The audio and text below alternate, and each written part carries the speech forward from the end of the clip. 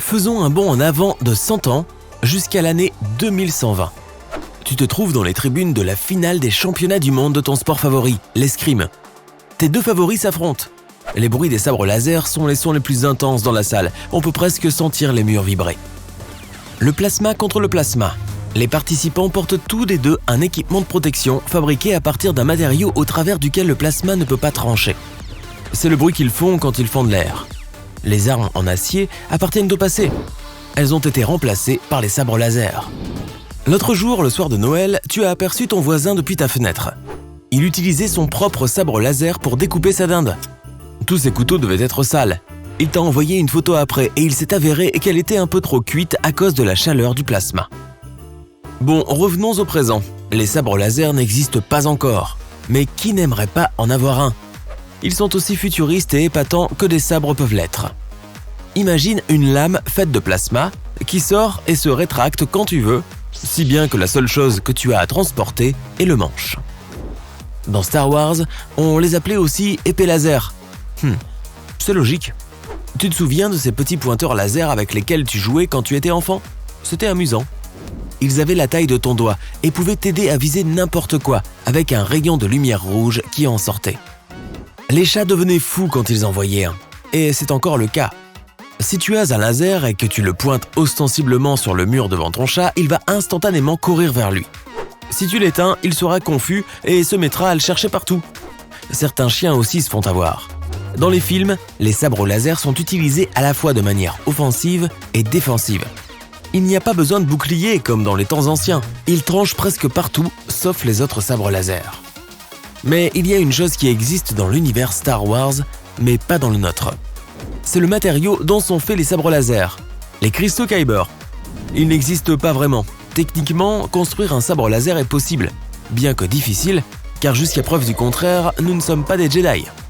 La première chose dont tu as besoin pour faire de ton rêve de sabre laser une réalité, c'est le plasma. Tu te demandes peut-être, qu'est-ce que le plasma exactement? C'est de la matière surchauffée et souvent appelée le 4e état de la matière. Les 3 premiers états étant le solide, le liquide et le gaz. Le plasma représente plus de 99% de notre univers visible. La nuit, tu peux le voir sous forme d'étoiles, de nébuleuses et d'aurores polaires. Il est également contrôlable. À l'aide des forces magnétiques, tu peux mouler et façonner le plasma. Mais pour qu'il fonctionne comme dans les films, il faudrait un équipement très grand et très encombrant, qui ne tiendrait pas vraiment dans la main. On ne sait pas exactement quelle taille il devait avoir, mais imaginons que ce soit la taille d'une voiture. Tout excité, tu dis à tes amis que tu as un sabre laser, mais qu'il est dans ton garage. Vous marchez tous vers ta maison, tu ouvres la porte du garage et le voilà. Ton propre équipement à plasma volumineux et encombrant. Il y a un interrupteur sur le côté pour que le plasma sorte. Tu appuies dessus et un rayon de plasma bleu de 60 cm s'élève jusqu'au plafond. Tes amis sont en admiration. C'est la première fois qu'ils assistent au 4e état de la matière. Après l'avoir éteint, tu peux voir qu'il y a une marque au plafond, là où le plasma l'a frappé. Ce n'est clairement pas une bonne idée de le laisser dehors. Et si quelqu'un essayait de jouer avec? Cet équipement devrait être aussi puissant qu'un réacteur nucléaire.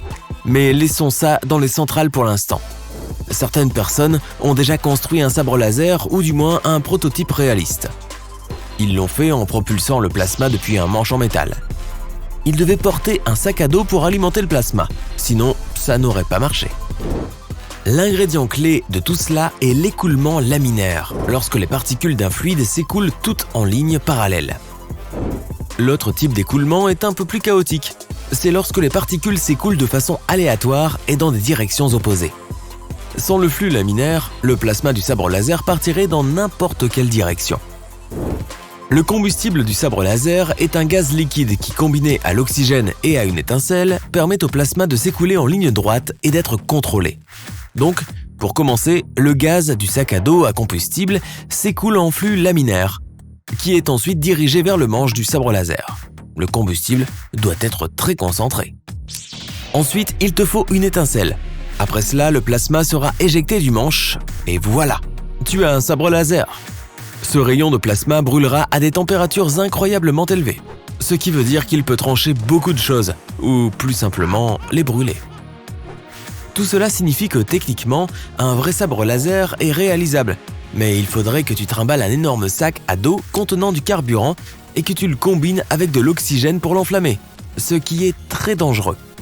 Et contrairement à ce que l'on voit dans les films, il ne serait solide comme l'est une épée. C'est un flux de plasma, et si tu essaies de trancher des objets avec, le flux de plasma ne restera pas stable.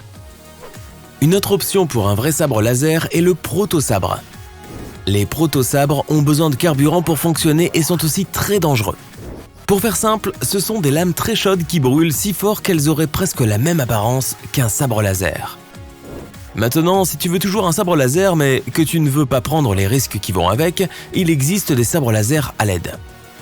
Ils sont assez simples. En général, c'est juste un tube qui contient une LED et quand tu appuies sur le bouton qui l'allume, il brille comme un vrai sabre laser.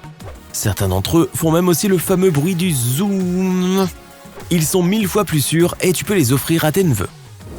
Il y a aussi l'option d'un super laser. C'est juste un laser normal mais beaucoup plus puissant que ceux avec lesquels tu jouais quand tu étais petit.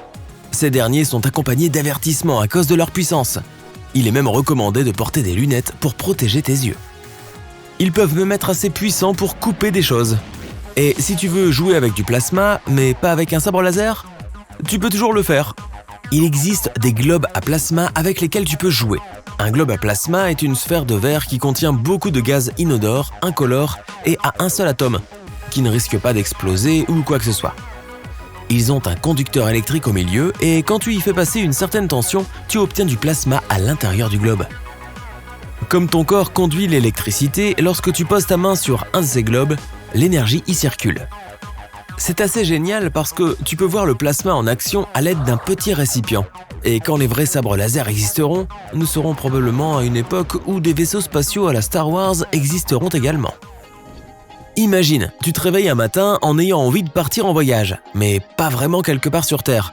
Tu en as déjà trop vu. Alors tu prends ton manche de sabre laser et tu le mets en sécurité dans ta poche. Ensuite, tu regardes ton bracelet connecté, tu tapes 2 fois dessus et ton écran holographique en jaillit. Réserve-moi une place dans 2 semaines sur le prochain vol Terre-Mars, s'il te plaît. Et tu continues à vaquer à tes occupations. Tu passes la porte et tu montes sur ta moto sans roues. Tu as des hélices là où les roues devraient se trouver et elles peuvent pivoter afin de contrôler la direction dans laquelle tu vas. Après avoir pris la haute route invisible dans le ciel, faite uniquement pour les véhicules volants, tu arrives à ton bureau. Tu t'assieds sur ta chaise confortable, prêt à travailler. Aujourd'hui, tu es d'humeur à faire quelque chose de différent et tu décides que tu veux travailler avec la vue des Champs-Élysées. Pas de souci, tu allumes le décor holographique et voilà. 2 semaines plus tard, tu embarques dans le vaisseau spatial pour lequel tu as acheté un billet au début du mois, prêt pour une nouvelle aventure sur Mars.